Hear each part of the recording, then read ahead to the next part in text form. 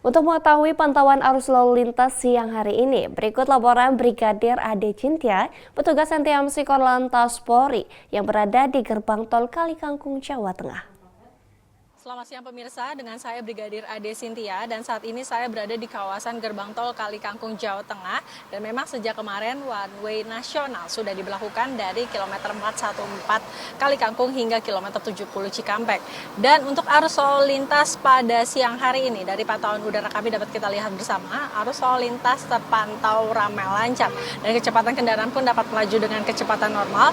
Dan dalam skema one way, gerbang tol Kalikangkung menyediakan 12 gate tol arah Jakarta. Harap bagi para pengendara yang akan melintasi jalur tol untuk cek kembali kondisi fisik kendaraan Anda serta saldo e-tol Anda pastikan terisi agar tidak terjadi antrian yang memanjang di gardu tol.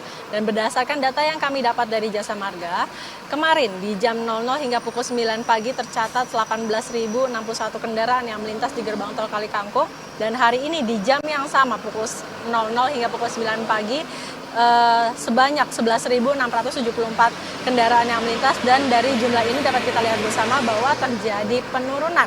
Dan tentunya sebelum menerapkan skema one way nasional, Korlantas terlebih dahulu memberlakukan one way lokal. Skema ini diterapkan mulai kilometer 188 tol Palimanan hingga KM 70 tol Cikatama. Kemudian diperpanjang hingga kilometer 219 tol Pejagan Pemalang. Kemudian seiring lonjakan arus kendaraan dari arah timur, jalur one way kembali diperluas hingga gerbang tol Kalikangkung. Kapolri pun menyebut bahwa tahun ini terdapat penurunan jumlah kecelakaan dibanding tahun sebelumnya.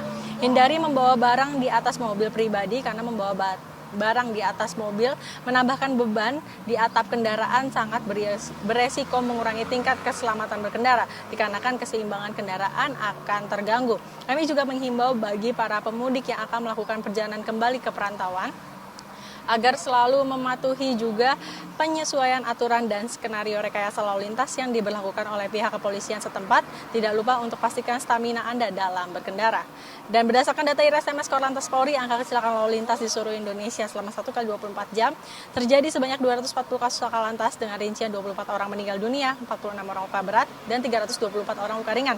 Dan dari 240 kasus laka lantas tersebut, 32% terjadi karena kecerobohan pemudi. Dan demikian informasi yang dapat kami sampaikan. Dan bagi Anda yang ingin mendapatkan informasi tentang kondisi arus lalu lintas terkini, Anda dapat menghubungi call center kami di 1500669 atau dapat melalui SMS center di 9119.